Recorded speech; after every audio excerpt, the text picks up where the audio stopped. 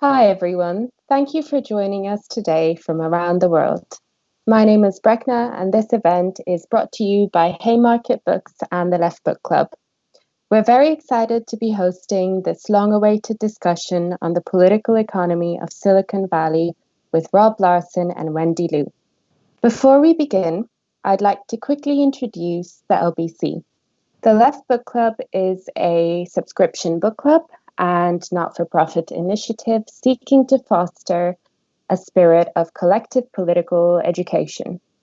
In this time of unprecedented uncertainty and hardship, we felt that it is necessary to continue building a sense of solidarity within our communities and learn from each other as we strive to create better alternatives. We're very thankful to Haymarket for organizing this event with us today. Now more than ever, it is critical that we support independent publishers and bookstores. If you'd like to get Rob's and Wendy's brilliant books, please do buy them directly from Haymarket's and Repeater's websites. You can also subscribe to the Left Book Club by following the link posted on our YouTube chat to receive our special edition of Rob's book and a selection of other contemporary and classic titles in our beautiful special editions. By subscribing to the LBC, you can also take part in our events and many reading groups. Please do also subscribe to Haymarket and the Left Book Club's YouTube channels, like this video, and share it with as many people as possible. So, a few housekeeping notes before we begin. You can post your questions to Wendy and Rob in the YouTube chat window, and we will get to those later in the program.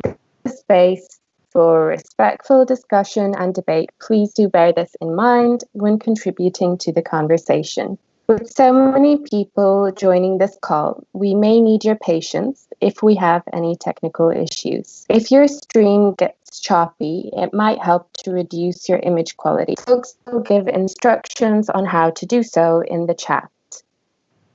If our YouTube feed is interrupted for any reason, you may need to navigate back to the YouTube Haymarket Books page. The feed should resume there in case of interruption. This conversation will be recorded and shared on Haymarket's YouTube channel. I'd now like to introduce our brilliant speakers today. Wendy Liu is a tech commentator, software engineer, and former startup founder who left the tech industry to pursue a master's degree in inequality from the London School of Economics.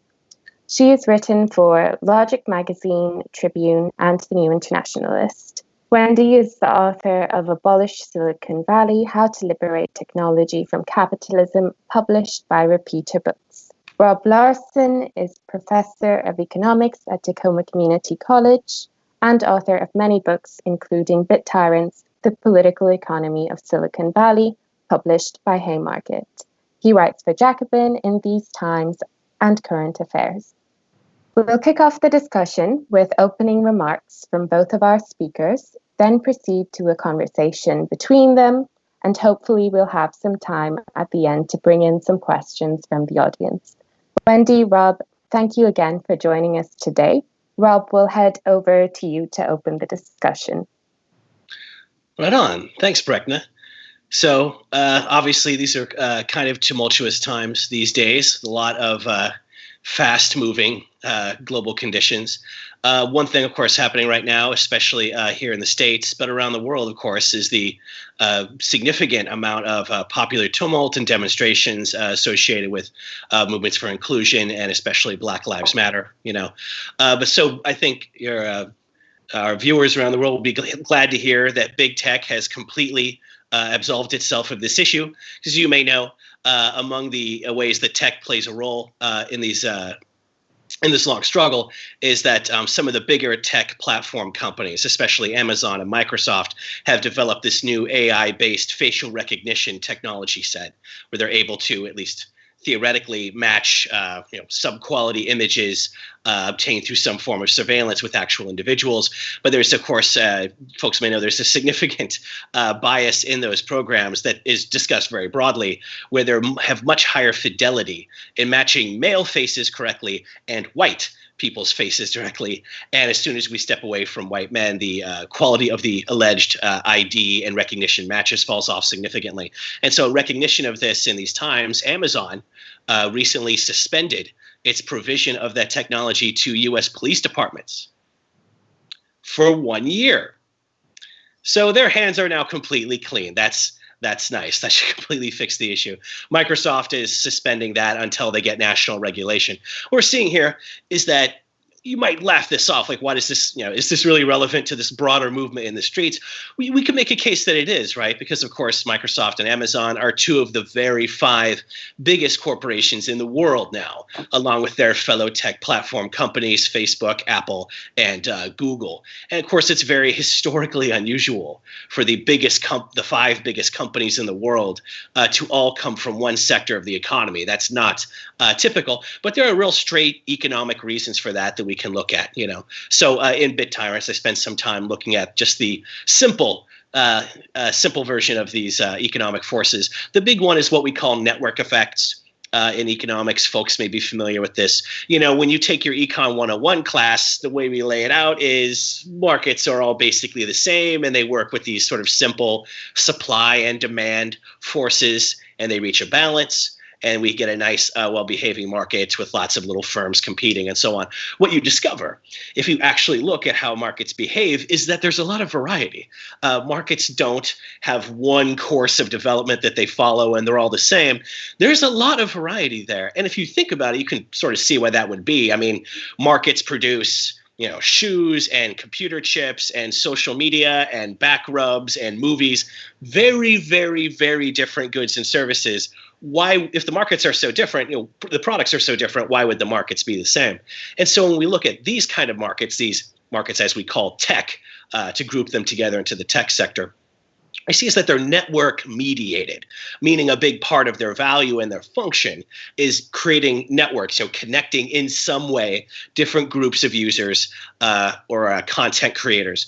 And there's lots of examples of that, like YouTube, which a lot of people are viewing us on right now. It's a classic case, So when people upload video to YouTube, that means there's a slightly larger library of video content for viewers to enjoy. Well, that big library of content attracts more viewers. That growing audience attracts more video creators.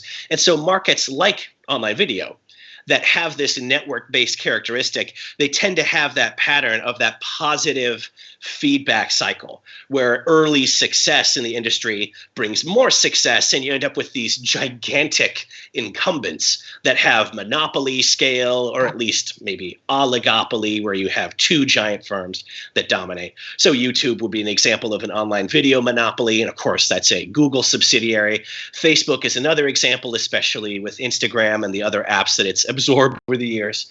And of course, even your cell phone operating systems. The Android system that Google makes freely available for handset developers, and of course, the iPhone software. Those things have their own platform features too, because of course, once you get a phone, I mean, what's the first thing you do with it but load it up with the goofy apps that you like? Well, of course, you can't just get any app on a smartphone operating system. It has to be available in the store, which of course means it has to be ported, but also it has to be approved by that operating system creator. And Apple especially is sort of notorious now for having a long list of reasons why it may reject the cool video game or convenient tool or health tracking app that you created. And it's a long list, and it even openly says we may reject it for other reasons that we don't tell you about. Well, that shows there's a curating power there. And so when we have these markets that are driven by networks, what you end up with is platform settings. And many folks may be familiar with this, but if you're not, platform just means a very dominant online hub of activity, online these days, of course, where many users and many consumers of content are drawn together, and the value of that platform is just that huge base of users and content creators. And that could be YouTube, it could be people posting on Instagram or Twitter. Google acts as a search platform for the entire web in that way. So it's that platform economics that leads these companies to be so gigantic. One way I like to refer to this is folks may be familiar with The Economist magazine, the very easy to read and wretchedly conservative UK Economist mag. People like me think it should be called Some Economists. That would be a little more forthright. But they referred to these industries and these giant platform companies the phrase that they used was out of the box monopolies, which is not typical, is all, for The Economist, which usually has that very, classical liberal, pro-business, free market capitalism is very competitive sort of editorial line. So that is a real departure for them. And so at any time these companies take some position on all the crises that we're going through, for example, when Amazon and Microsoft decided to pull, at least for a time, the availability of their facial recognition software to all those police precincts, it matters. Because it's not just some corner store, like it's friggin' Amazon. Like, people realize the huge importance of that, but there are real economic reasons behind that. It's all that platform economics and network patterns that we mentioned. So there's more to say about that and the present movements we can pull it back to. But just to mention one other or two other sort of related things, we are a couple of crises deep right now, especially in the States. So also there's an epidemic going on. You probably heard about that. And I'm glad that, our many UK listeners right now, you guys are about, I guess like 6,000 miles from me right now. That approaches an adequate social distancing. You should still have your mask on while you listen to me, though. But looking at the epidemic, it is absolutely acting in the favor of these companies. And this is something that even like the mainstream press has been discussing.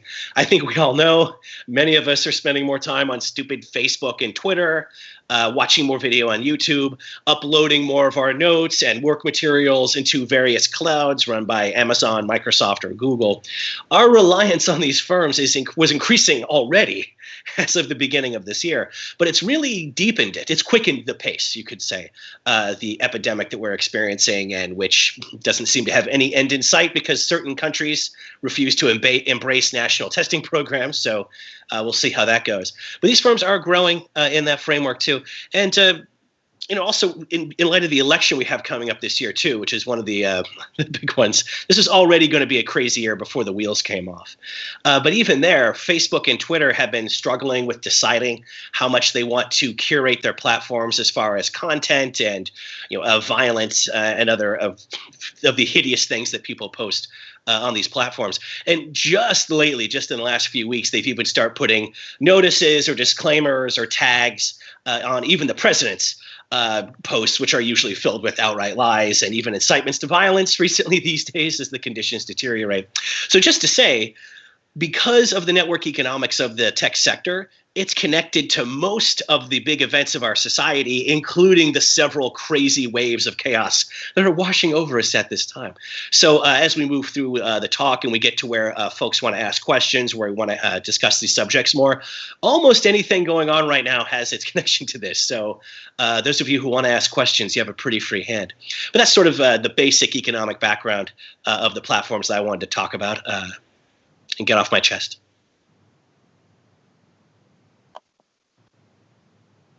Great. Wendy, shall we head over to you? Yeah, sure. First of all, thanks for having me. And Rob, great to be able to do this with you. I'll just start off by saying that my internet stopped working like an hour ago. And so I'm using cellular data. And so this call might be a bit choppy. And also, I don't have access to my notes because apparently you need Wi-Fi to do anything in this world. So I'm just going to do the best I can off the top of my head. So yeah, so I guess I want to maybe explain a little bit what my book is about.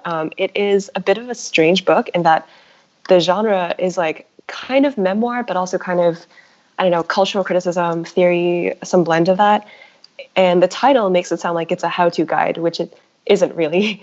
It's definitely misleading. But, the book is mostly about my personal experience of being in the tech industry, being seduced by the ideology of the tech industry, and then later realizing just how hollow it was. And I'm trying to tell the story in a way that hopefully pulls the reader along with me and, gets them to start thinking about the tech industry in a new light. Because I think a lot of people who are used to the ideology of the tech industry and who have, never come across a compelling criticism are probably going to find it hard to accept that there are these, massive problems with the industry. And so the way I try to do it in my book is I break it down into kind of three assertions. And these assertions are things that you may not already agree with. And the first, I would say, is that you can't understand the way the tech industry works without looking at the broader socioeconomic system that it's part of. And this feels like, a pretty uncontroversial assertion. But at the same time, I think it's very easy for someone who's, you know, working in the tech industry or like a founder or an investor, to not really think too much about how the socioeconomic system works, because they don't have to, or if they do, they have, you know, they have a narrow understanding. They think of capitalism as this wonderful thing that unleashes prosperity and freedom, and they don't look too closely in the way that it fails. So I think that's kind of the number one assertion of my book. I want people to start to, you know, pay attention to the way the broader world works, the history of it. How do these systems interplay, interact with each other? What are the actual incentives?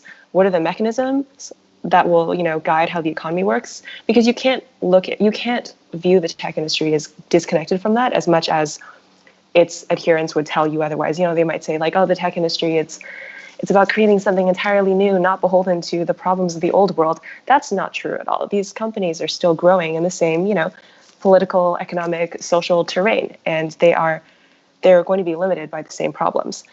And so the second assertion I would make is that this system, the broader system, is not actually about freedom. It's not about prosperity. It's not about democratizing anything. It is about dispossession. It is about concentrating wealth. It's about limiting the freedom of some so that others can have an inordinate amount of freedom over other people. And this is something that I think it gets lost a lot in the discourse, because if you look at the marketing material of any tech company, they'll say something like, we're democratizing finance, we're democratizing access to information or whatever. And it's like Robinhood, for example, the trading platform, you know, they let you trade stocks.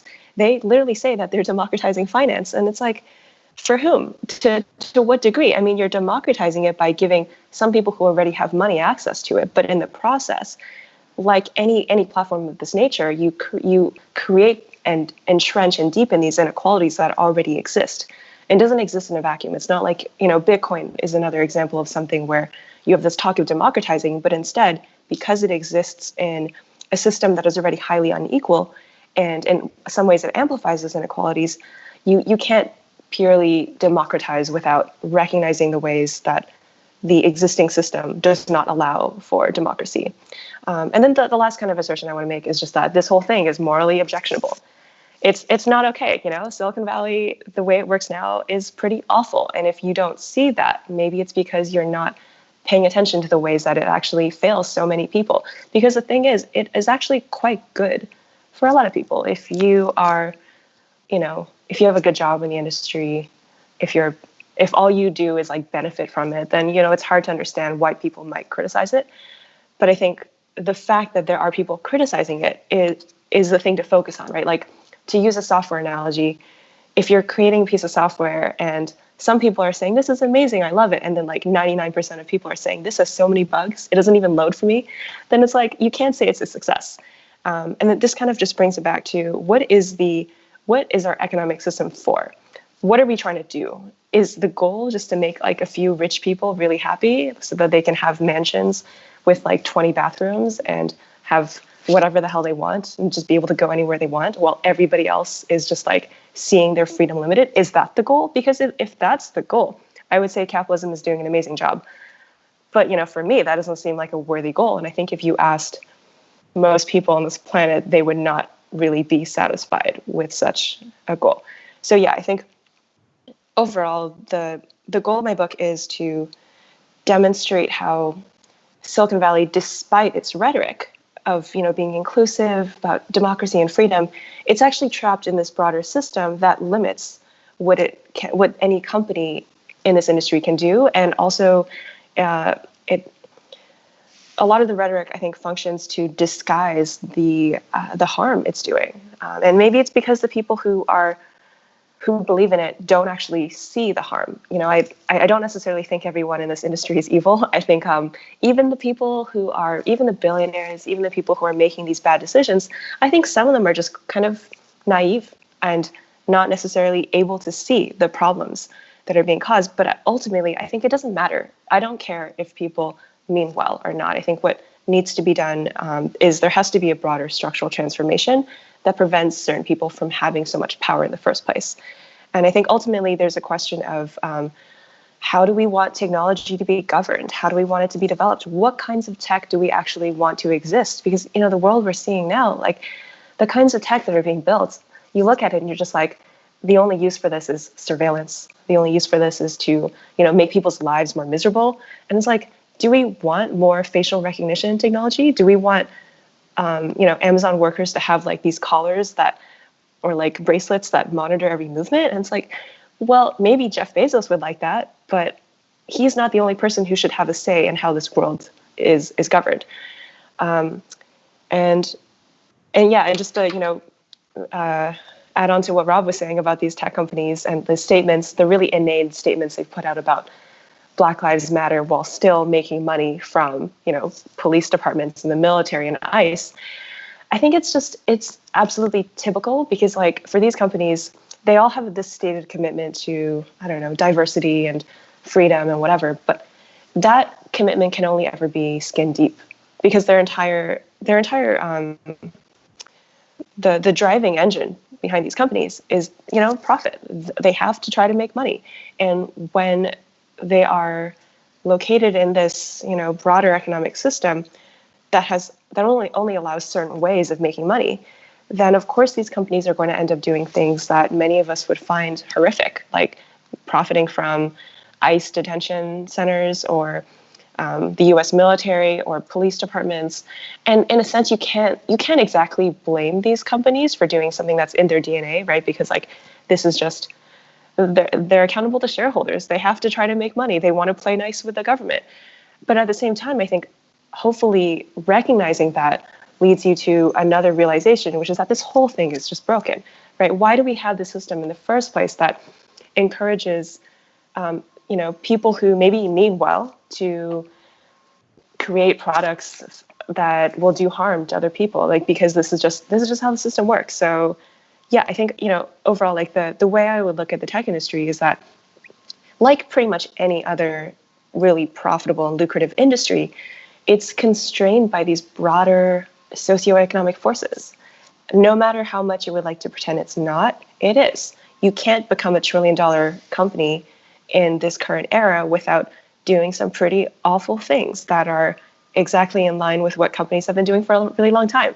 Like let's look at Apple, let's look at Amazon. I mean, it's so hard to understand how these companies have made their money if you don't look into their labor practices, if you don't look at these kind of geopolitical, historical forces that have allowed these companies to profit from really cheap labor and accumulate a lot of wealth as a result of that.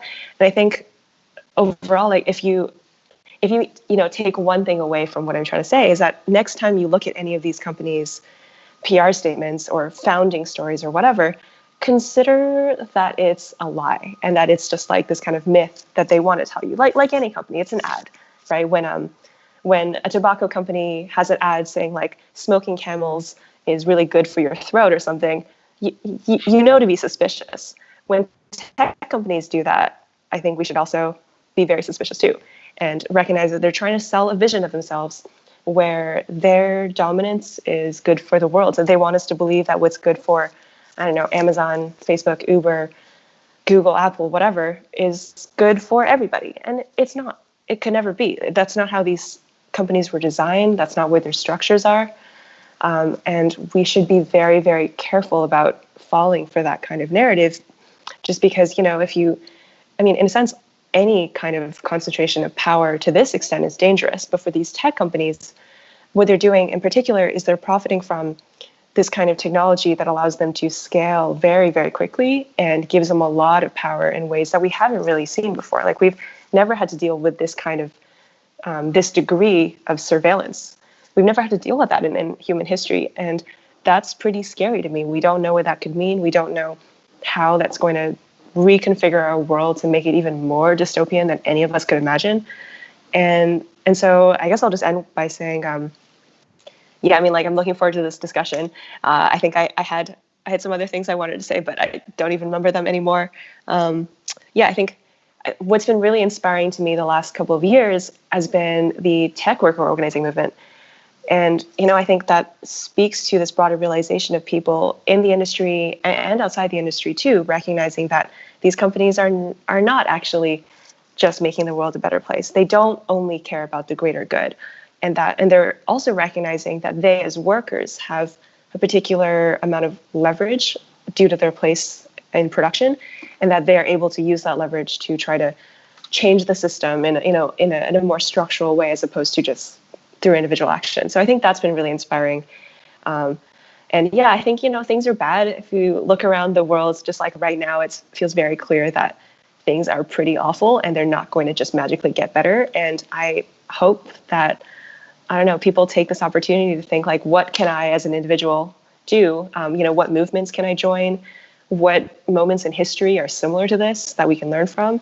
And like, what can we do to make this world actually a better place? Because, the tech companies, they're not going to do it. They are profiting from making the world worse. Thanks.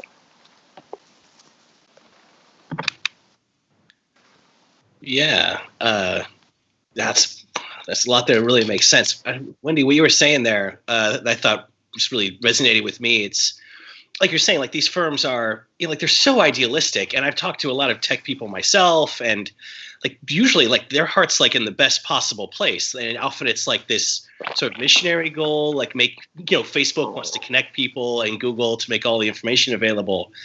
And they'll leave it at that. And like you said, they're corporate entities. They have their own, public image and their own spin that they want to put on all of their actions. And where we would kind of roll our eyes when we see the cigarette companies do this, a lot of people aren't quite that, maybe critical yet of big tech. But it's fascinating, because if you read these companies' origin stories, like some of them know about network effects and some don't, they vary.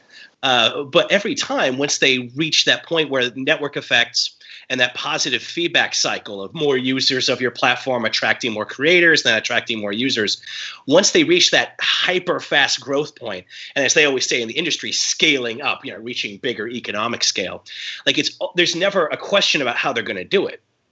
They never say, oh, well, maybe we could be a public entity and the government through a public appropriation could fund our expansion. That is possible, but it's never even considered. Like I haven't found a history of these companies that even flirts with such an idea. It's always, well, let's go to some sleazy venture capitalists with way more money kicking around in their bored, half-retired lives than they should have, and let's use that to scale it very quickly. And again, like the need for that money is very real. I'm sure in either of our books, folks can read all about this, because these companies end up being like semi-monopolies, these giant platforms. The growth they go through is just completely crackers. This insanely fast compounded growth rate. That's expensive.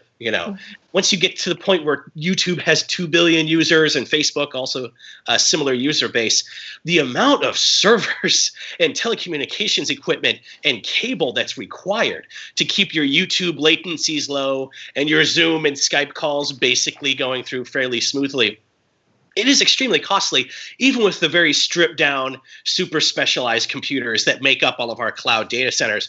It's an expense, and very quickly these firms move past their cute, we made our servers out of Legos in the old days. Like very quickly, it's can we bring in enough venture capital cash to grow these data centers? And otherwise you're going to end up like Friendster.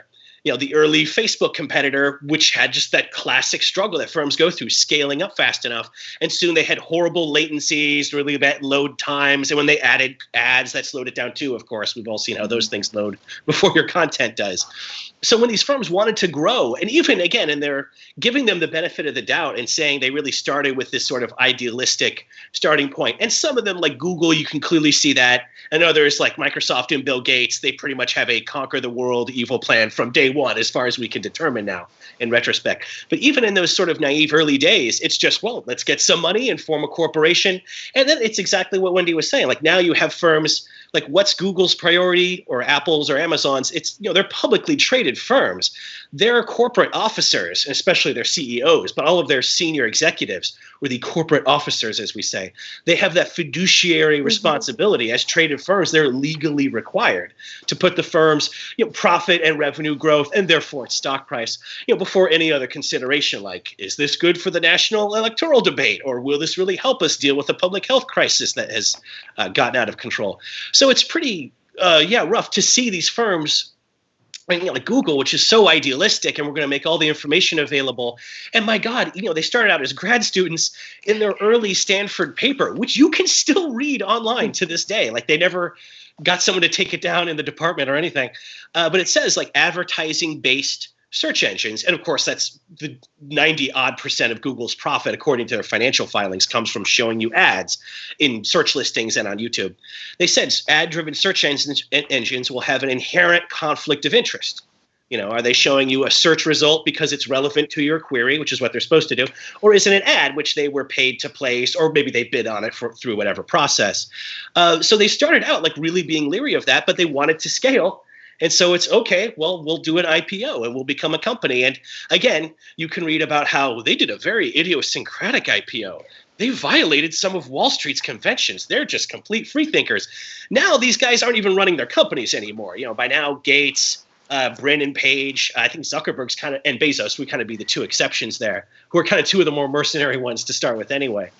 These figures drop out, and now these are just classic Fortune 500 corporations. So I think that's maybe the most important thing we could say is these firms are very useful. I say in the first page of my book, I use these platforms every day. But that's the point. They're so valuable. Like, try not to use them. You can't get away with it. Like the U.S.-Russia nuclear hotline has a backup, and it's a Gmail account.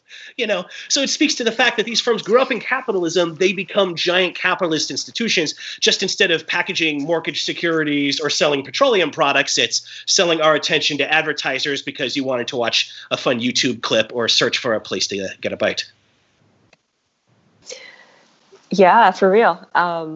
My connection's kind of poor right now. Sorry if this cuts out. I think Rob, your point about fiduciary responsibility is a great one. And the thing to remember is that it's fiduciary responsibility all the way down. It's not just on the level of these multi-billion-dollar publicly traded companies.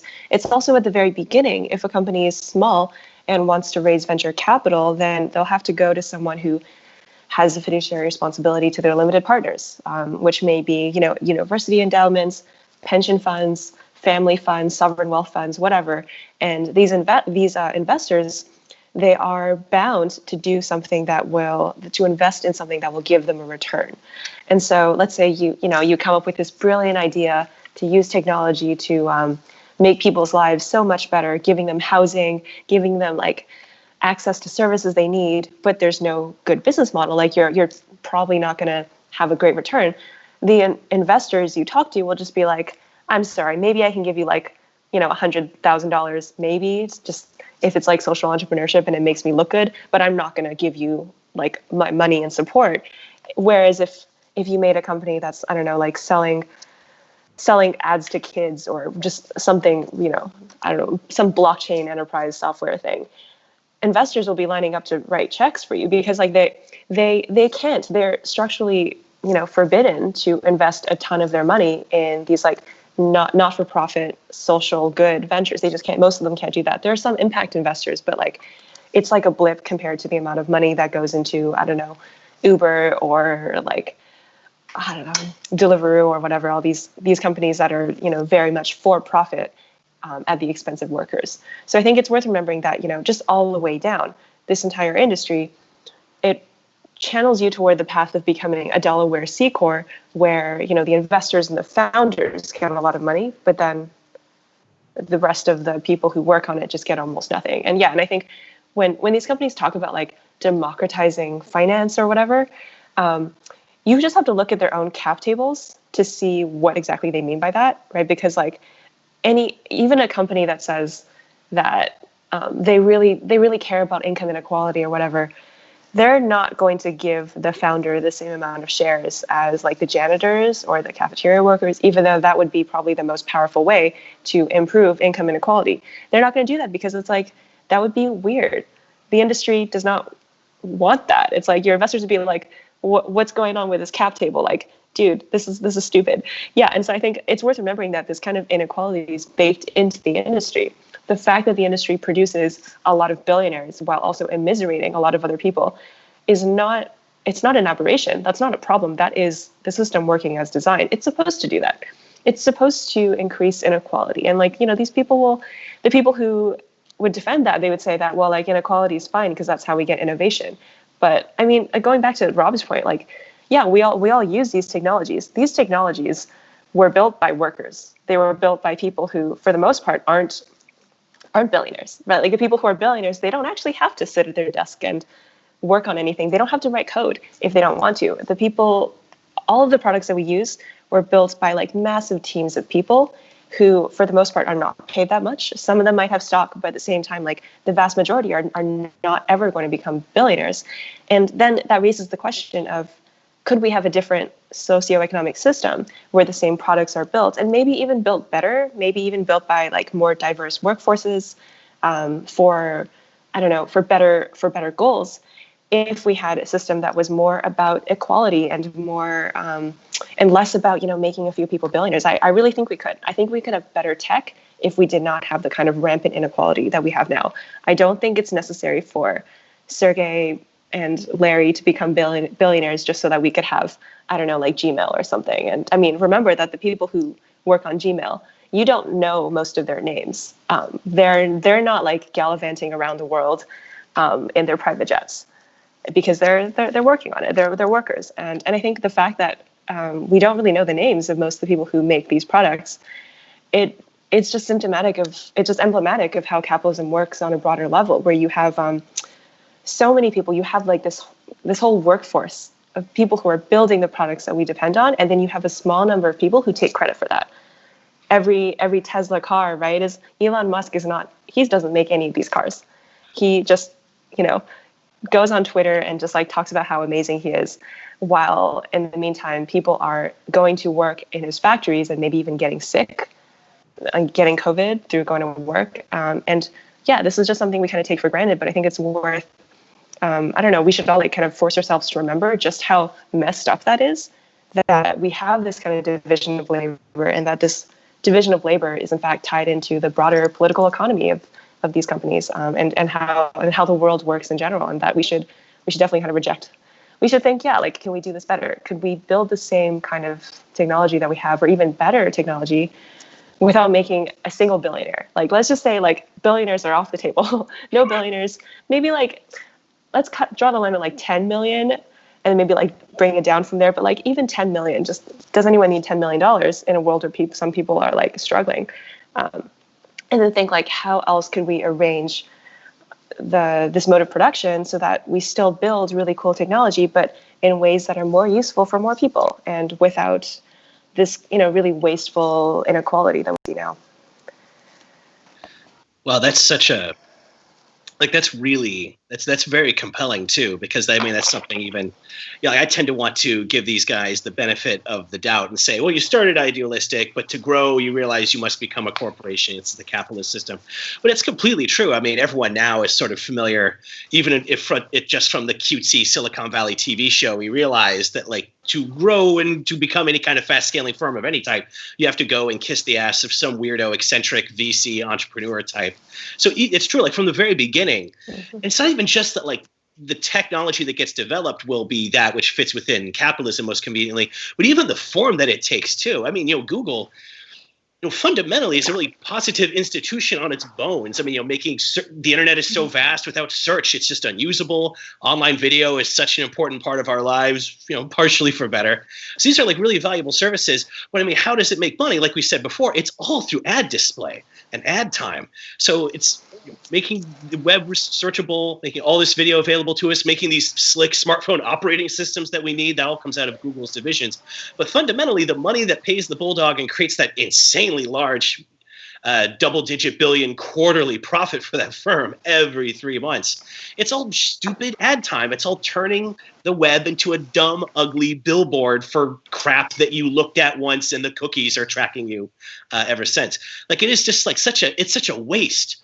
You know, when you think of what the potential for these firms really would be if they were liberated from that near-term quarterly profit number-driven structural requirement, which they absolutely do have. We've been talking about that. So I think that's really interesting. But also something, Wendy, you said a minute ago too, like about freedom and its relationship to these companies in this market. Like, that to me is something that I think we should be thinking about more, because of course you use these companies' products. They often are provided, literally, they're free to use. You know, Facebook, YouTube, Google, you know, a lot of the apps that we get on our phones, you know, they cost you nothing. But of course, most people now realize, we do pay some cost for that in terms of the apps tracking us or harvesting our data or being used to affect sales later on in some way. But fundamentally, like freedom in the market economy is something that's supposed to be one of its strengths, right? Mm-hmm. You know, you're free to choose what product you're going to buy. You're free to choose the career you're going to take. Joseph Stalin doesn't tell you what to do. So we say, okay, it's a free system, the marketplace and capitalism. Everyone's free, and that's nice. But of course, what you're saying right there is the rise of Silicon Valley, apart from all of its other effects that we've been looking at, like it's the force most recently driving a whole new wave of billionaires and other super wealthy investors. And like you said, some early hired white collar employees may get some lucrative stock options, which if the firm is a successful IPO can make them millionaires. Like that's, fair enough. But if you look at today's billionaires and our giant firms, it's like stocks in their portfolio, So I don't know, in my last book, Capitalism versus Freedom, I just wanted to take up that point because it really annoys me when my economist colleagues talk about the free market and how utterly unfettered we are and how no one controls our actions. It's the biggest crock of shit in the world. I mean, yes, you're free with your modest budget, maybe larger, maybe nothing. You're free to choose what you buy, but they'll all be market commodities designed to track you, to get the price down. I was talking to a student a while ago who was like, I feel free. I bought this great TV and it was so cheap. It's 900-inch TV and it cost me a couple $100. Like, yeah, that's because it's tracking what you watch and feeding that back to some scummy developer or some third-party data tracking firm. Like, you just don't know it because you're not really engaged, because who reads the legal term of service with their appliances anyway? Mm-hmm. I seldom do, and if I'm not doing it, I doubt anyone is. Like that's like my wheelhouse, and I'm not even doing it. So if you look at capitalism, like, yeah, you might be free to buy things with your modest budget. Well, the real freedom is like, what are you able to do? If the society could give you a search engine that doesn't track every humiliating detail you've ever searched on there before you wised up to the fact that they're tracking you, like that would be an improvement, I think, for our freedom, And even every one of these online platforms, it's not hard to envision a form of it that's not based on preying on your privacy or setting you up for some commercial transaction down the road that you don't know about. Like, we could have those things. And that gets into that idea of positive freedom or positive rights, that maybe if a society is able economically to provide a certain crucial service to people, you're not really free unless you're free to partake in that. So, Medicare for all is a classic case. Like, it's not that we lefty types want healthcare for everyone and the society can't afford it. We can totally afford it.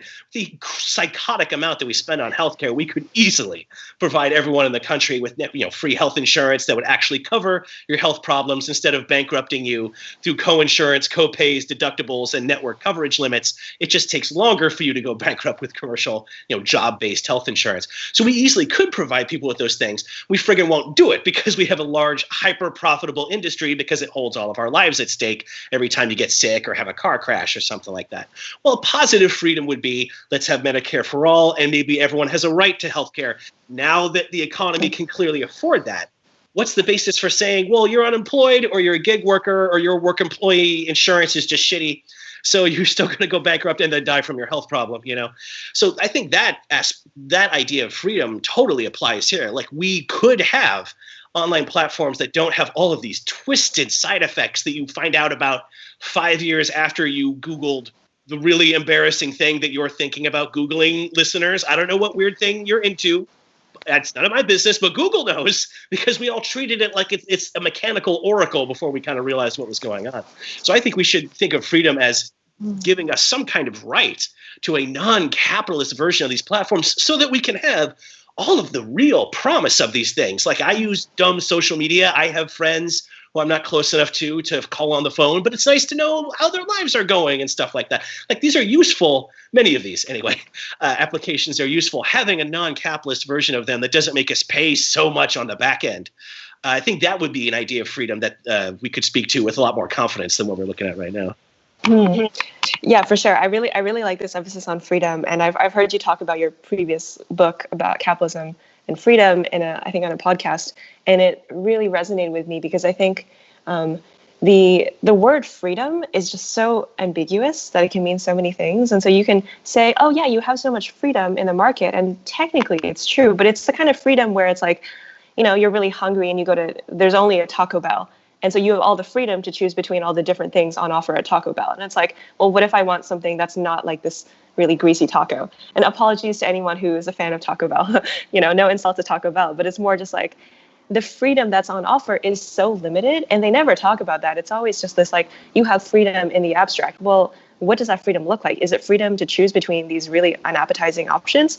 Do I have the freedom to actually participate in the development of these things? Can I have any input? No, that's never the kind of freedom that we have as consumers. And I think it's worth remembering that we're giving up that freedom, that we've never had that kind of freedom for most of us. Anyone who, isn't actually working at any of these tech companies has just so little say in how anything works. And even the people who actually work at these companies, I mean, it's not like they have that much decision-making power either. If you're like a junior engineer at Google, you don't get to decide how Gmail works. You don't get to decide whether or not YouTube shows ads everywhere.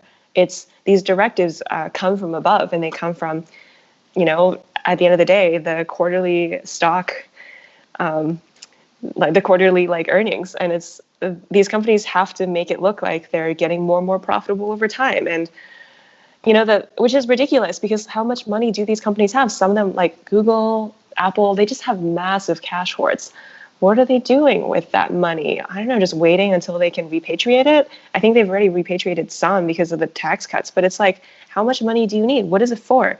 In the last few years, we've seen these companies just kind of get worse along the lines that you'd expect in terms of labor practices and things like that. And a couple of years ago, Bloomberg reported that Google actually had a workforce that was mostly contractors. I think that was surprising for a lot of people, because Google has this image of being a really employee-friendly place where they really care about their employees. They really invest in them. They give them freedom. And it's like, okay, some of them, yeah, but at the same time, I mean, like any other publicly traded company, it has to release these financial reports that make it look like it's making a lot of money per employee. And the best way to do that is just to not have that many employees. You just have independent contractors. You hire people through vendors. And even if they end up doing essentially the same work as your full-time employees, it's better if you just don't pay them that much, and you don't give them benefits, and you don't give them stock. And it's like, of course Google is doing this because this is the natural behavior of any, amoral company in this profit-oriented system. But it's so depressing, because Google is making so much money from ads. They don't have to do this. And at the same time, they also don't have to be making this much money from ads. I don't know if anyone has used YouTube lately and without paying for the YouTube Red subscription, but it's unusable. There are 10 different ads. Even if you're just trying to watch a video, there's a 20-second ad in front of the video. There's an ad below it, an ad. There are ads everywhere. And then it makes you wonder, why is Google doing this? They don't need the money. They really don't. And the only answer I can give is that they're doing it because they can, because it's possible for them to make this much money. And somehow, we're living in this culture that has convinced us that if you can make money, then it is wrong not to make money. And so these companies, they pursue profit through whatever means are available to them, under the assumption that because it's possible, then it's morally right, which is just is horrible. And you can't even necessarily point to any individual to blame there, because this is just how the market works. Companies that have CEOs or executives who are not ambitious enough will usually find that, they're just going to drop their executive, replace it with someone else. I remember this happened with American Airlines a few years back, where I think the CEO said he wanted to pay workers better. And then the stock market reacted really badly. They were like, you can't do that. And I think, it's worth remembering that while there is some possibility for these, companies to behave better, there is something structural that is, the root of this problem. It's in their DNA that there's only some degree of freedom within the, just kind of ironic way of talking about freedom. Yeah. But yeah, and I think what this comes back to is we're talking about these companies and how as they grow bigger, they become these kind of giants, these monsters really. And in a sense, it's maybe baked into their DNA. Maybe it's from the beginning, but it's also not something that's inherent to the technology itself. I think we have to remember that. It's not that any search engine is necessarily going to be awful. But if you have a search engine in this broader capitalist environment, then it's very hard to make a search engine that's really successful and dominant without making it to a cash cow. I think it's that's just what the system incentivizes. And if Google didn't do it, then someone else would have come along and done something similar. That's kind of how competition works. And then, what that kind of makes me think of is like, well, these companies, all they want is success, but like success at what cost? You know, what is the cost of that success for everybody else, for the world as a whole, and even for the people who are running it? Because like, what does becoming a billionaire when you're like 25 do to you? It's not, I don't think it's good for anyone. I think it's like bad for your soul. It's like just having too much power in a world where no one really deserves that much power. And I think it's bad for everyone. And we have to abolish billionaires, not just for everybody else, but also for them. You know, I think they deserve better too. Just like a kind of a weird way of putting it. But, yeah. That's great. Yeah, it would be for their own good. I mean, my God. Any time you look at, and not just billionaires, although clearly them, but also people who are like celebrities or powerful people in government. Like after a while, if you're powerful or super rich or just pretty and famous, like after a while, everyone around you always kisses your ass. Of course, you're going to lose touch with reality. How are you going to keep like, well, I should remember I've got foibles too. If everyone is constantly telling you how amazing you are, where do you end up? You end up being Elon Musk doing coke and tweeting and knocking 20% off your company's stock price valuation because you said some vague threat which turns out to violate SEC rules, and you're used to no one telling you about your downsides. I mean, the president right now is the ultimate version of this. That guy hasn't been criticized by an employee probably his whole life. I mean, the man grew up with nannies.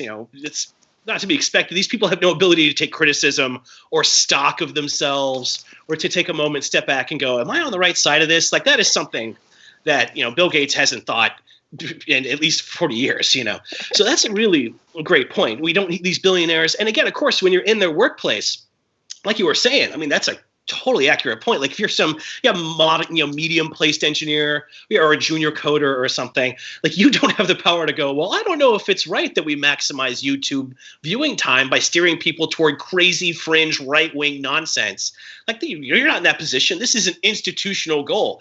Forward the institution process or you're going to be expelled from it, And so when you brought up earlier, like the tech organizing movement right now, that to me is one of the most promising things of today. Like I'm sure we have a number of current and maybe former tech workers watching right now, and folks who may participate in the Q&A in just a second.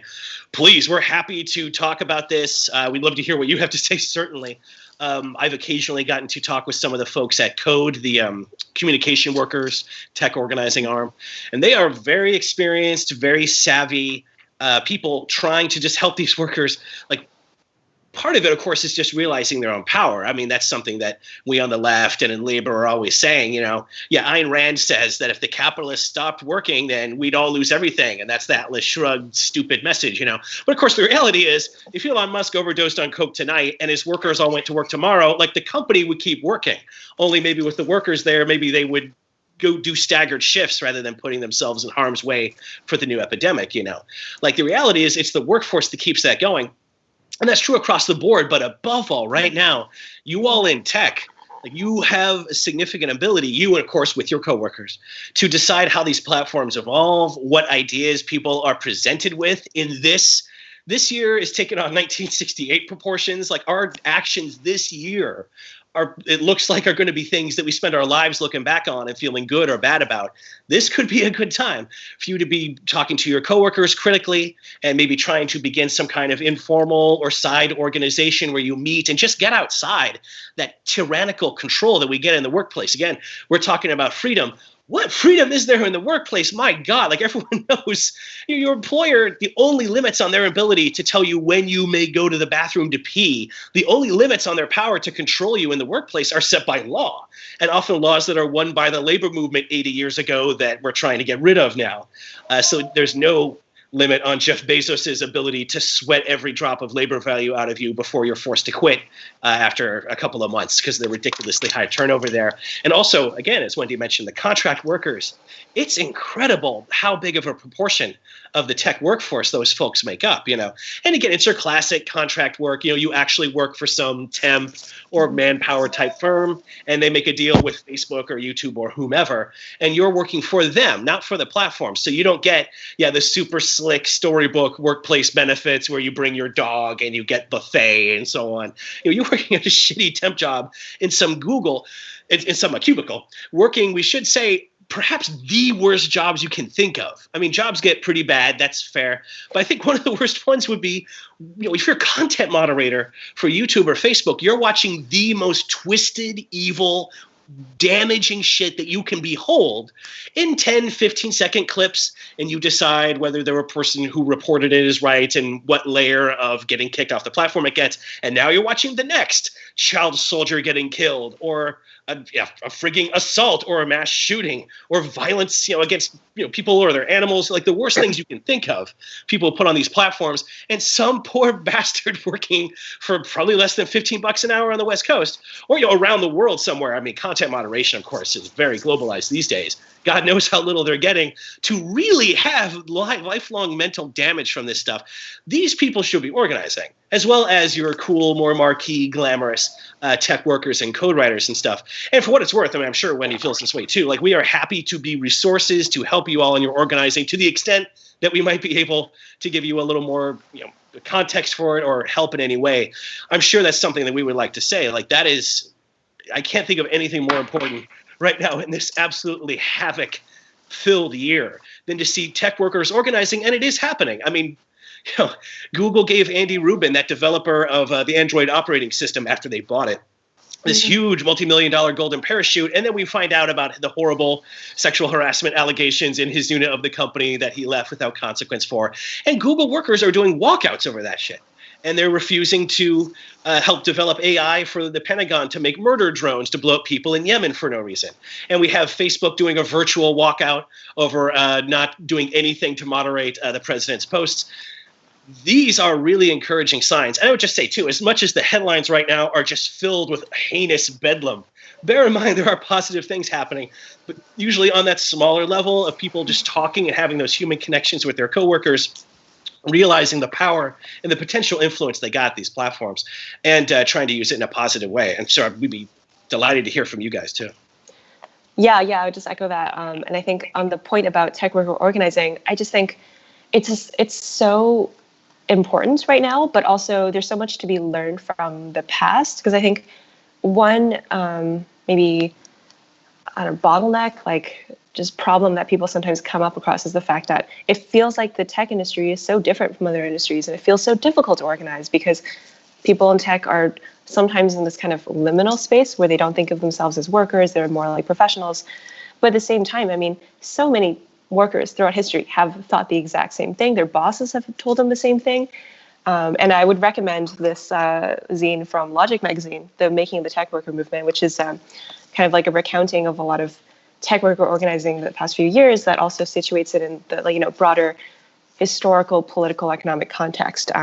Because I really do believe that people in tech are able, have the ability, have the capacity to organize in a way that is relevant, appropriate to the way the industry works. I think, it's hard because I know that the industry, in a way, feels like a lost cause just because of the fact that there's so much money in it and there's this really strong ideology.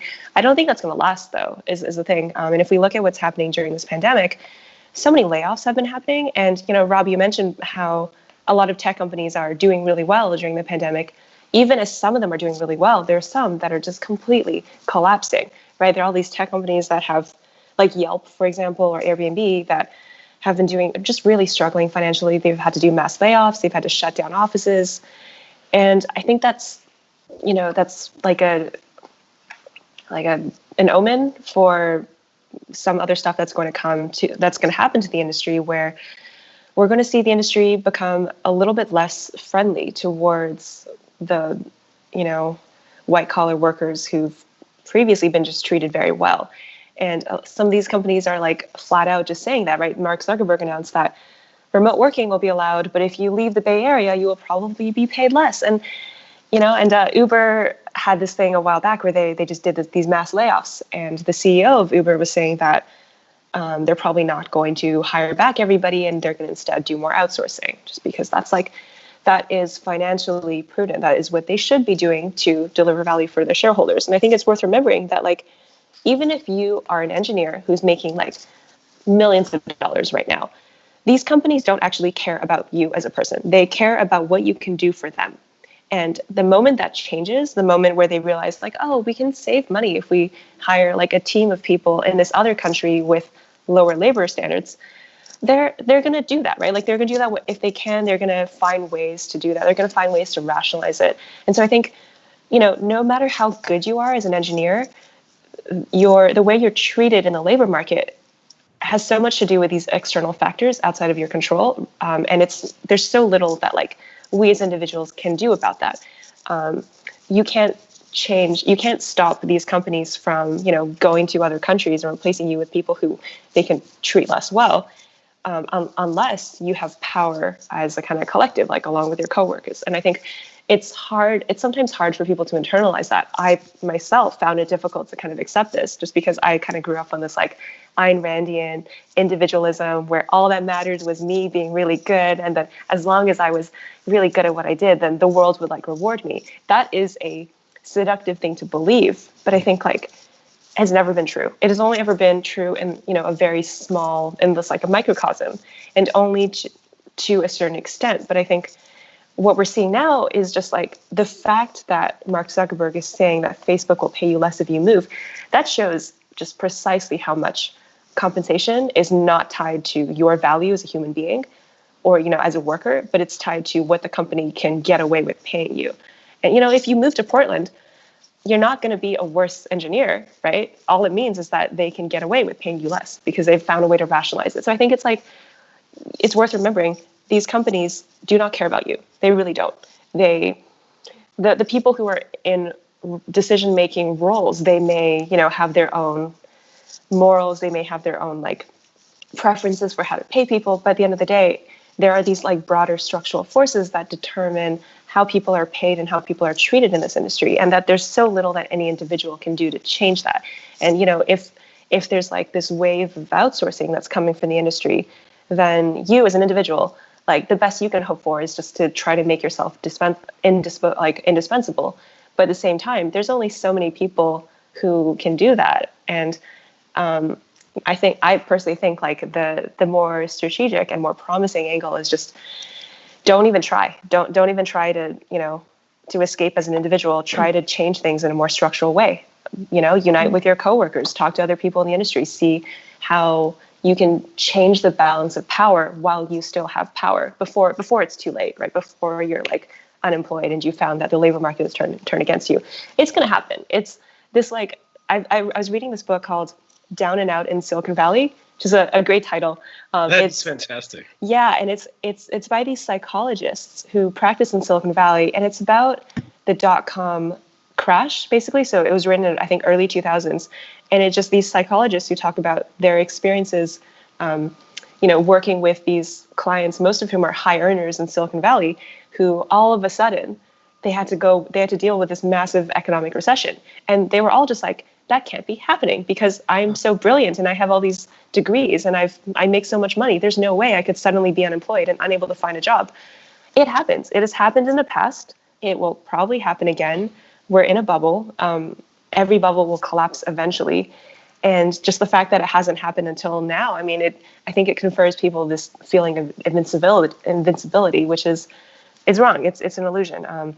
No worker is invincible forever. The only way to kind of escape it is to become like a capitalist, and not everyone can be a capitalist. So yeah, I'll end there. That's great. Thank you both for this. Yeah, I think so. Thank you both for this incredibly interesting discussion. I think it is a good time to bring in some questions from our audience.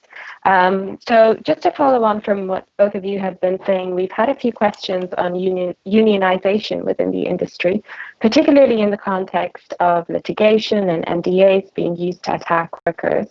I wondered if you could both speak in a bit more detail on how workers are organizing within the industry, and how workers, and particularly precarious workers, are collectively building power to improve their working conditions.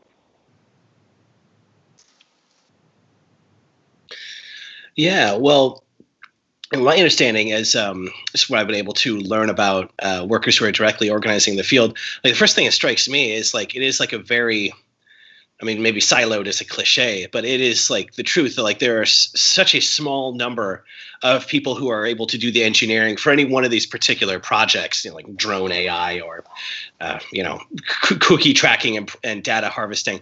Like it is a relatively scarce labor market in general. I mean, as everyone recognizes that. Everyone knows when you go to school, you're supposed to learn to be a software engineer now.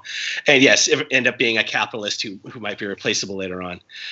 When you look at this, though, I mean, the first thing I notice is how much fear the platforms have of this. So again, going back to Google, the big, very senior and very respected data scientists who are working on, training up AI algorithms to be able to do actual, drone surveillance and piloting work and so on. We have some of their internal memoranda and communications.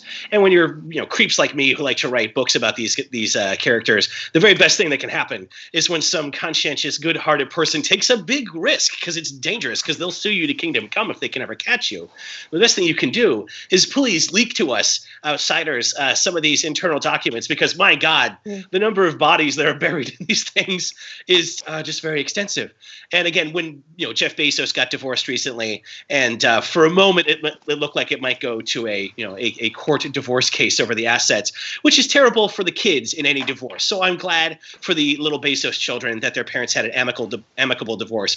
Good for them, bad for me, because it meant that none of Amazon's and Jeff Bezos' records went into court and were subject to discovery. It's too bad. But when you look at these leaked documents, what you discover is the firms fear action by the workforce. They fear them organizing or saying things to the press, even merely that, And so we have that record of the senior data scientists working on that weaponized drone AI technology saying, please, the public-facing senior staff, please make no mention of drone AI. That is a complete red line. For some reason, everyone's just very unhappy about that. And indeed, as soon as it got around through Google's internal worker chat logs and so on, they ended up having to have multiple informational sections back to back so that Google's global workforce could all participate in that.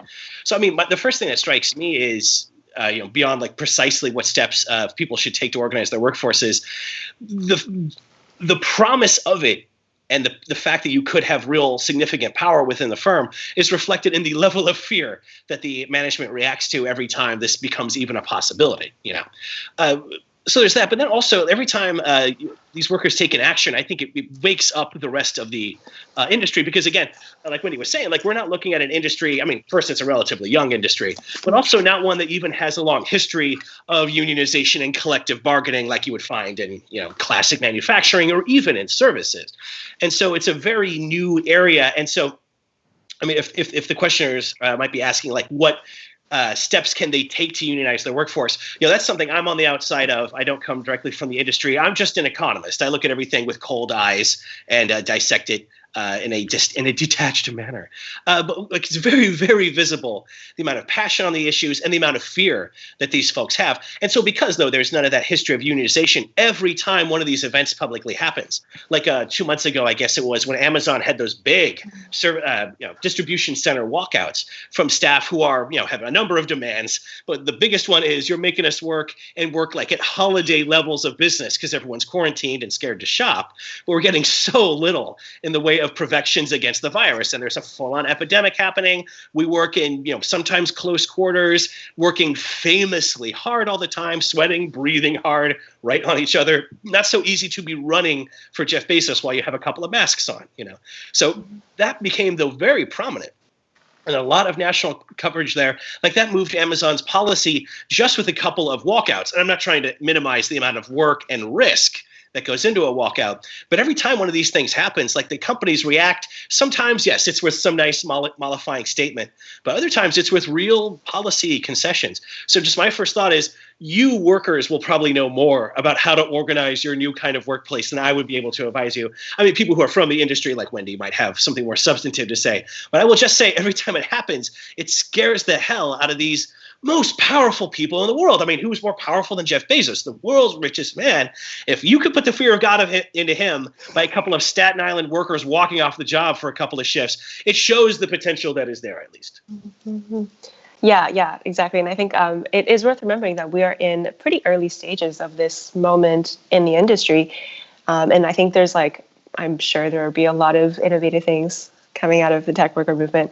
I think, in terms of advice, I guess I would say, pay attention to other struggles in other industries, because there's so many of these happening, and you don't really see a lot of this in like the mainstream media. Like, you're not going to see it on the front page of, I don't know, the New York Times most of the time, but there are like labor actions happening all over the world in every industry you can think of for a lot of the same reasons that people will be organizing in tech. I remember reading this book about labor organizing at logistical choke points. It's called Choke Points.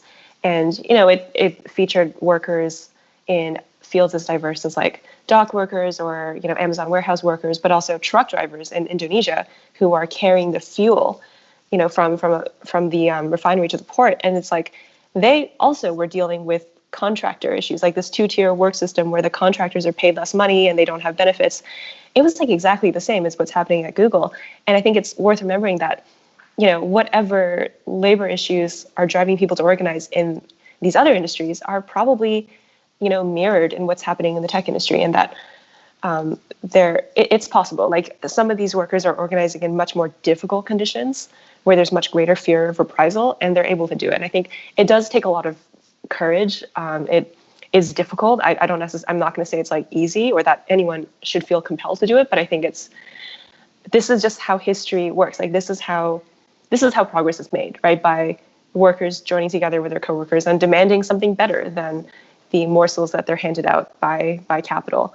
And I think in the last few years, some of the really, exciting, inspiring actions I've seen have included workers quitting publicly, or just because when they've exhausted all of their options, or otherwise staging some sort of coordinated action to say, we don't like the way this company is doing things. Like Project Maven a couple of years ago, I thought it was amazing because you had all these workers at Google doing whatever they could, playing like their own roles and trying to change the company's stance on this contract with the U.S. military. And it took a bunch of different things, including multiple high-level software engineers all quitting on the same day to send a signal to management that, we don't want to do this. And I think there's room for stuff like that. And it's not necessarily easy. Like, I'm not going to say, you have to do it, but it's more like it's worth examining what possibilities there are, from quitting to maybe leaking, if that's the only option, or even just create some sort of like internal campaign, just making a lot of memes, talking to your coworkers. I think it's worth learning from labor history and seeing the ways that people have approached this in the past. Because, for one, even though the tech industry is still new, there is like quite a history of labor organizing within the industry at all these different roles, including software roles. In the, I think, late 1990s, there were these bug testers at Microsoft who unionized. And I don't think it was that successful, but I mean, they did it. And it's not something you learn about in computer science class. Like, I've never learned anything about labor history, until a couple of years ago. But I think it's very that people have been able to unionize in the past, and that like it's not always easy, but I think it's always worth doing. And at the end of the day, what is a union? It's not necessarily about like belonging to some sort of legal structure. That's part of it. That might be a useful way to do it. But at the end of the day, it's all about like bonds of trust between you and your coworkers. Do you feel like you have each other's backs? If one of you were to quit or do a walkout or something, would the others support you? That's what it's all about. And that's something that is, I don't know, you can just build it just by like talking to people and sharing, I don't know, just like talking about your life, talking about your criticism of the industry, talking about how you feel, and just having bonds with other humans in a way that is not really encouraged by the industry as it is now. I think like, even though these companies love to talk about collaboration and having people work together, they don't actually want their workers to collaborate. They don't actually want their workers to side with each other. They don't want people to share pay. They definitely don't want that, right? Like, there have been people who've been punished in the past for trying to like have more pay transparency among employees. But yeah, I think that is the best way to counter it, is to do what your boss doesn't want you to do and find a way of doing that like is kind of low risk, because if something bad happens, then your coworkers have your back. But while I'll still like I'll recognize that, yes, there is some risk involved no matter what, especially if you're on a visa, which a lot of people are. And yeah, companies will make you sign NDAs and whatever. But, you know, at the end of the day, it's like, it's your decision to make. How are you going to weigh the risks, the pros and cons of taking action versus just kind of like continuing to go to work for a company you don't respect, in a situation that you feel bad about. The way I think about a lot of tech compensation is that the more you're paid, the more it's like it's a bribe for doing something that you know is kind of ethically wrong. And yeah, it's like, it's weird, but you know, you have to decide, like, do you want to take this bribe or do you want to find a different way of living, like maybe getting a different job or organizing within the company? And, you know, that's, every individual has to kind of make that calculus for themselves. But I think that is a important way of thinking about it. Thanks both. So Montana, from our audience, would like to know what you think nationalizing the big 5 tech companies would look like and what possibilities this would open up in the US and worldwide. Yeah, that's interesting. Yeah, so this gets to what can we do with these platforms if we had our druthers and could change the way they operate fundamentally. So nationalizing them is always something that's an interesting option for a lot of large entities, especially when they have something like a utility aspect to them. So folks, utilities often refers to like very staple industries that have certain economic patterns. So you think of utilities, like your electric and water bill and so on. And often these are industries that have really, really strong economies of scale. So they end up being monopolized. Like when you move into a new apartment, there's usually not 30 power companies and you pick one. It's call the power company by tomorrow or your fridge won't work anymore. So because those are monopolized industries, utilities are often heavily regulated by the state on some level, or often, publicly owned through the community or nationalized in some manner. There's a lot of variety in that. And so a lot of people are wanting to draw the parallel between nationalizing or having a public utility, like for gas or something, and then drawing that over to other monopolies that we have, like these giant tech platforms, which have kind of different economics behind their monopoly, but the monopolization is just, a matter that anyone can see. So that's definitely something to consider. Like nationalizations have been done in a number of ways. Typically, they're done with compensation. So the state will, take all the equity owners or the stockholders or whatever of some firm, like Britain's railway system, for example, back in the day, and give them some compensation. And usually when you look at it, it's a fairly large amount of money. And often these are just wealthy people who bought some pieces of that utility in the past. So it's money being given to the already rich by the public. And then, of course, the people being, losing their property are saying how little I'm receiving for this railroad stock that my grandfather gave me when I was, 16 or something. So people are usually pretty unhappy about it on either end. But you can imagine that being run and administered publicly, like say a publicly controlled version of Google, where we're trying to just employ the very complicated and sophisticated algorithm writing technicians to give you the best search outcome possible, rather than the best search outcome possible with a bunch of dumb ads at the top with a decreasingly visible disclaimer indicating it's an ad. It can be easy to see how the service could be improved. And I will say, this may be a painful moment for my fellow Americans, but the late campaigns of Senators Warren and Sanders had some very, I thought, detailed and relatively promising sort of rough outlines for how these firms could be nationalized and taken apart. With Warren, it was a little bit more breaking up these companies where you force them to divest in some way. So like making Facebook sell off Instagram and WhatsApp, maybe make Google sell off YouTube or not have control over the Android operating systems anymore. And that's fine. I would say the thing about breaking up firms, like Microsoft also was almost broken up in the 90s before George Bush came to its rescue. Breaking up the firms, it means they're smaller, which, on the face of it is better because they have less money and fewer people they employ, so that's good. But also it doesn't make these markets not monopolized because of the network effect. Like if Google search was separate from YouTube, they'd still tend to be monopolies. The most used search engine, Google, has the most training for its algorithms, so it will tend to be the best search engine, up to a point. And likewise with YouTube. The whole value of YouTube and Facebook themselves is that everyone's on them.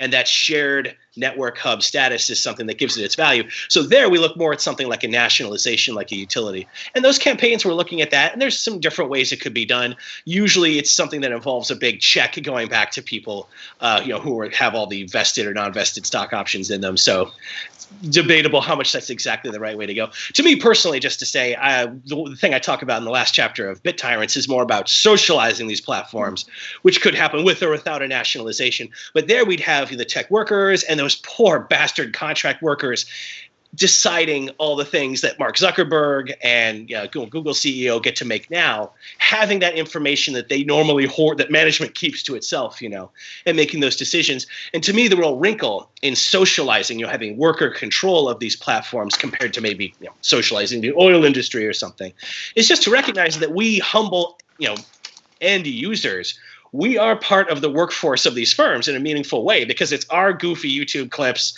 that YouTube hosts. It's our Facebook posts that they monetize and our sexy Instagram profiles that they make money from. So there's a very non-trivial way in which we are just part of that workforce. And so if we were going to have some worker control, it would need to involve some mechanism for user control or influence over policy as well. So nationalizing these firms is something that should definitely be on the radar, though.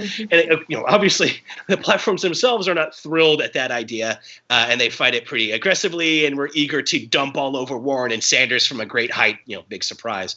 But nationalization, I think, is very promising. But again, we wouldn't want to have a publicly run version of Google that still pays for its bills by tracking us and selling us stupid ads. And like Wendy was saying, giving you 3 unskippable ads before your 3-minute YouTube video you were going to watch. Like, what is the point?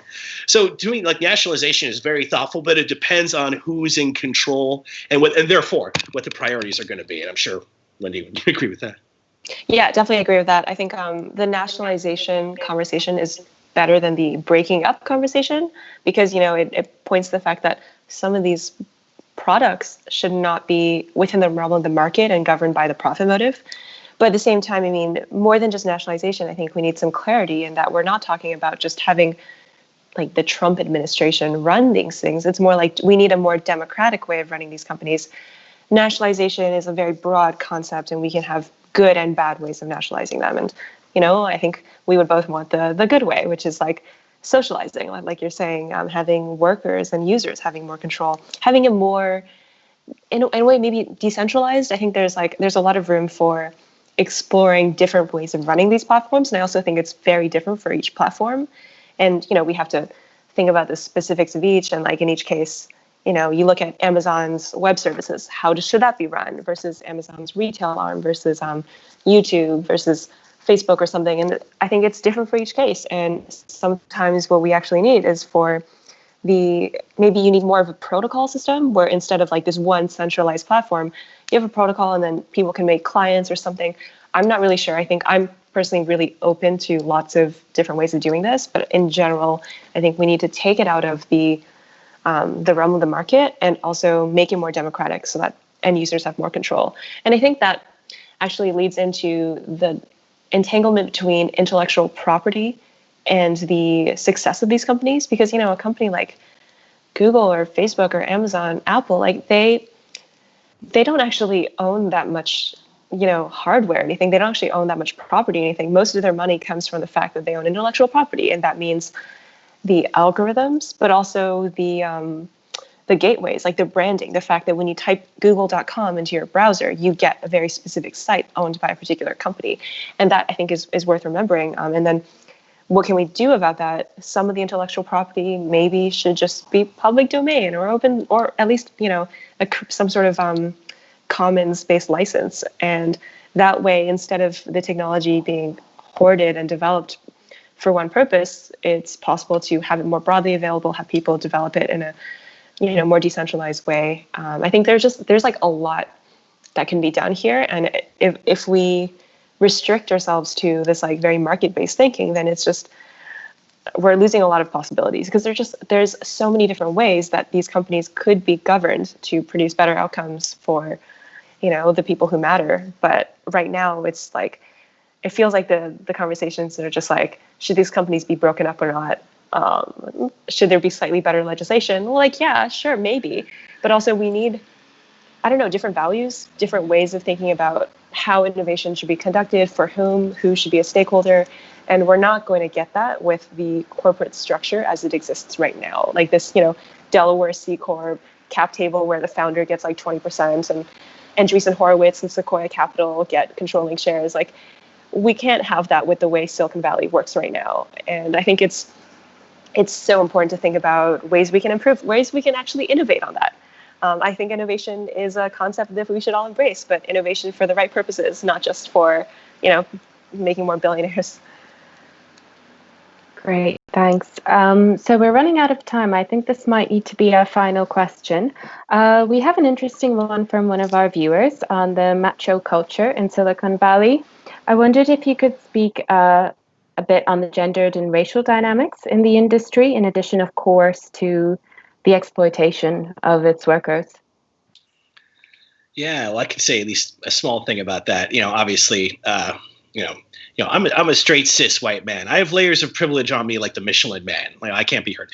But just reading about the industry, just keeping up with it, it is amazing to me. I will say I've had my eyes. I've considered myself a feminist for many years. I have had my eyes opened by the Me Too movement. I always kind of thought, I'm an economist, I'm critical of capitalism. So I think people get a raise or they become millionaires and they think like, oh, I'll have money and power and luxury and elite lifestyles. And that's true. But also it turns out half of it is, oh boy, now that hot tomato in accounting can't say no to me anymore. Like, you realize like the power structures in firms are so real, and the way that people apparently immediately use them to try to gain control and to use them as a way to get, to protect themselves with their power when they, commit sexual harassment, and just like the day-to-day belittling and demeaning of workers who people perceive as being below them on a social totem pole in some way. It is amazingly extensive. And I mean, I mentioned earlier, like the Rubin case, where fairly long internal record of the Android owner before he sold it to Google and then went to work there and see the division. A fairly long record, and then eventually, like, okay, Rubin needs to go. Well, here's his $10 million golden parachute. Like, just the opposite of consequences there. Like, that's a large reward for it. So it's clearly a really, really major issue. And I mean, the industry at least, makes gestures in this direction and admits it has a problem at least. But it's such a ugly. Like, there's not agreement on it, like that famous case of James Damore, the former Google engineer who put up a number of posts in the internal discussion forum on these platforms, and to the effect that white men, we're just naturally gifted at this. Isn't it amazing that we, who have the most privilege and the most resources given to us and the most social support, and we're the universal default in all media until like the last 10 years or so, isn't it amazing that we're the ones who have all the success and do all this work for the platforms? Pretty embarrassingly shallow stuff. And then, of course, he was forced out for these fairly ugly views, and then ended up trying to sue Google and discovered that because it's private property, he's a libertarian, it's private property, so he can't sue them for that. It's, you have free speech in your business. I can just fire you.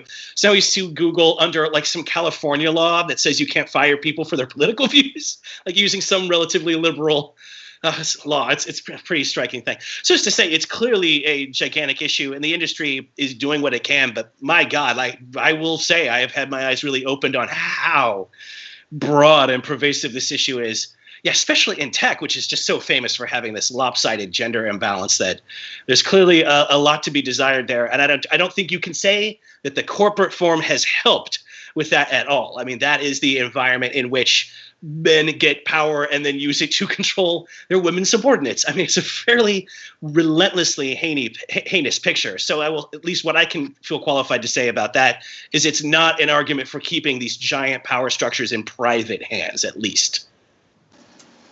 Yeah, agreed. And just to apologize if there's any construction sounds happening in the background. My neighbors are they're Burning Man art people, and I don't know why they're still making art when there's no Burning Man this year, but it's just, anyway, it's actually not that loud today, which is better than usual. But yeah, I mean, that's an important question. I think it's worth recognizing that the industry, even as it has kind of admitted the problems it has in the last few years, there's still a very strong reactionary backlash, where there are people who absolutely deny that there's a problem or that it's worth even caring about like social justice or inequity. there's a strong current of people who are like James Damore, who are like, oh, the industry is gender blind, it's race blind. It's like, no, it's not. It's really not. And if you can't see that, then maybe you're the one who's blind. But yeah, it's really infuriating because like there's this veneer of meritocracy where people claim that they just right out of nowhere they pretend that things are fine and that people who are not doing well in the industry are just not good enough. Which is just like like you're saying, Rob, like a really shallow way of understanding it. But I think that does make it hard to advance the discussion, because then you have people who will always say like, well, this person's just complaining because they couldn't hack it, as opposed to recognizing that there are these structural barriers. And like, surely even the people who think tech is a meritocracy recognize that the rest of the world is not a meritocracy, and that there are all these barriers that prevent people from getting to these successful places just because of their gender, of their race, of the place that they're born, all these different things. And that even if tech is trying to be a place that is ameliorating some of these problems, it can't entirely escape them. You can't have a meritocracy when the rest of the world is not a meritocracy. At best, meritocracy can be like a horizon to strive toward, but it's not something that's going to be achieved overnight. And I think people in the industry need to be like always on the lookout for the ways that the industry is not acting in accordance with its ideals of being, like meritocratic. Just because it's almost impossible to become that way unless you're like actively trying. And yeah, it's been really disheartening to see the last few years. Like, even as we've been having broader conversations around gender and race, there's still just this massive backlash among, mostly straight white men who are like, oh, but I don't see discrimination. I have never been discriminated against. Therefore, you haven't either. And it's like, that's not what the conversation is about. Like, try to use your imagination. But yeah, I think it's tricky, and I think the efforts towards improving diversity in these companies it's really important. But at the same time, that's not by itself going to necessarily make these companies better, because the people who are entering the companies, like people from different socioeconomic backgrounds, different demographics, they will find themselves in subordinate positions because of the way capitalism is structured. And so if they want to have any real power, they're going to have to build it probably by organizing, because a company like Google, if it hires more women and more people of color, it's probably going to do that in these inferior roles where it's just not going to pay them as much money. It's not going to give them full-time employee contracts, and that's not going to change on its own. These companies have structural reasons for doing it that way. They're kind of preying on existing socioeconomic divisions, and they will do everything they can to like exploit workers. And so, yeah, if we don't like that, if you don't like that the industry works this way, then it will have to be challenged through building power from below, because like this is preying on preying on like these existing socioeconomic divisions is just exactly how capitalism works. And yeah, that's not going to change overnight. Hallelujah. Thanks, Wendy. I think that's a really important point. Thank you so much, Rob and Wendy, for this brilliant discussion. And thanks also to our viewers for those excellent questions. Before we close, just to remind all of you, if you'd like to purchase Wendy's and Rob's books, please do so directly from Haymarket and Repeater's website. Please do also check out subscriptions to the Left Book Club and get in touch with us if you'd like to set up your own reading group. Thanks again to our friends at Haymarket for co-hosting this event with us today. And thank you all for joining us.